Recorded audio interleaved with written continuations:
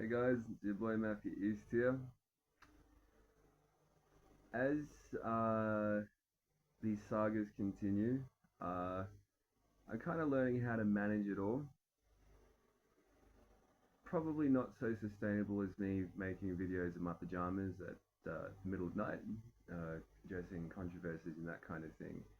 Because when you have enemies, there's going to be controversies floating around.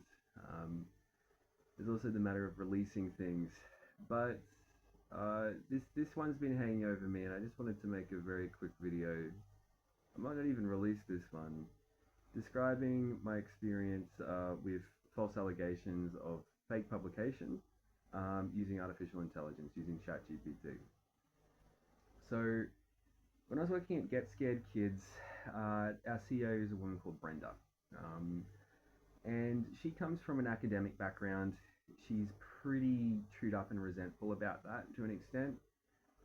Academia in Australia is pretty cutthroat, and well, I get the impression she's no dummy. And I don't know the context of it. I have no means of judging her as an intellectual.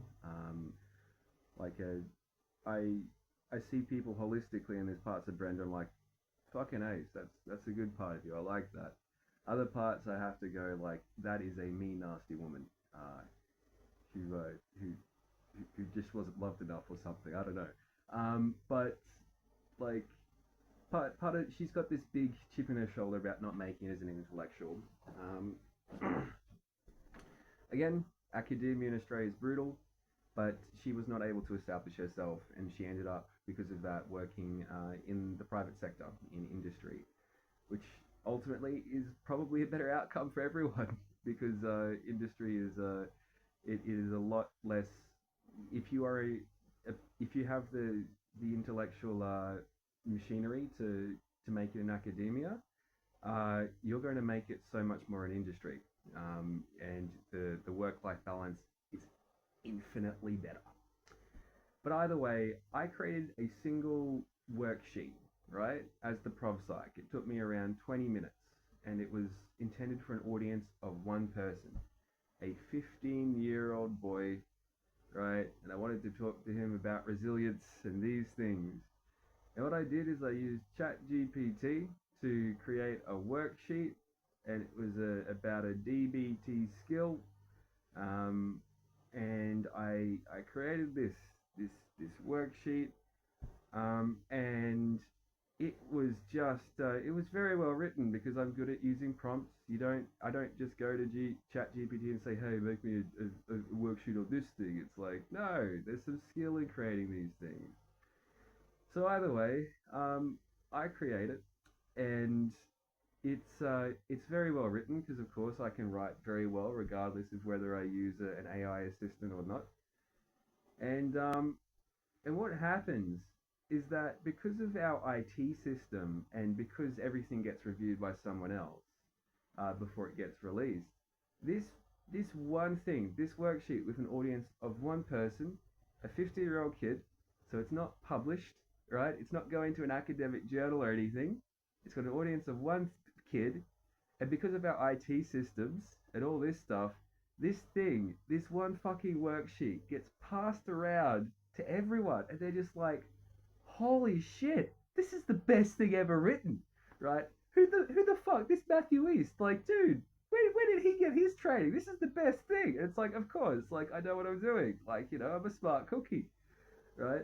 But this one fucking worksheet, right? It gets put outside the company, and it's like all this shit happens with it without any of my consent, right? Like imagine if your like your scrappy note that you have on your table, like the if you have like a where you're just jotting down things get sent to an academic journal or something. It's right, it's not intended for that purpose.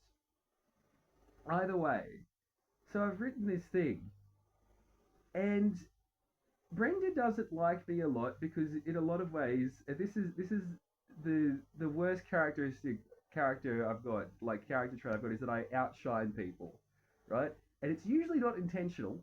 Well, no, I was playing pretty hard at heading self group. I was wanting to be one of the CEOs, but I was, like, it rubbed her the wrong way. She's looking for an opportunity to take me down a few pegs. And because she's so pissed off about not making it in academia, she gets this, she uses this as an opportunity to try and talk shit about me. Now, because psychology as a discipline is the interaction between science and healthcare, there's this emphasis on publications and emphasis on academic integrity because if you're doing publications, there is that issue. So this fucking thing, which was never published, right? It was never published.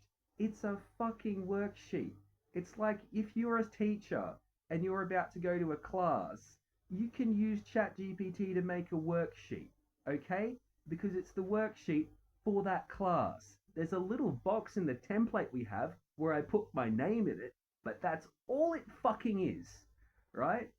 So I do that, and now this woman, she's contacted people throughout the industry saying that I made a fake publication using ChatGPT, right? And academic misconduct is a big thing, right? But I didn't do anything. This bitch just did this because she was jealous of me, right? Anyway, that's that story. I've had like I I get emails about it. I get things about it. Like for me, they don't rub me in any way at all because I know it's just complete nonsense. But like, and I'm a junior enough that things, some things there is a degree of Teflon tab, right? Some things can rub off my back, not everything. The amount of shit which gets thrown at me is pretty incredible. Um, and I kind of worry that this might have some implications on my career down the track because this woman, being my CEO, didn't have the kahunas to be able to call me up and discuss it. That's right, the CEO of my company, with all the authority in the situation, was not able to give me a phone call or call a meeting to discuss this, and I had to find out about it through the grapevine, right? But there's enough information I know now that I know she's done it. So, Brenda, right, apologize, and you need to write some emails to other people explaining what's going on. Right. Good evening, everyone.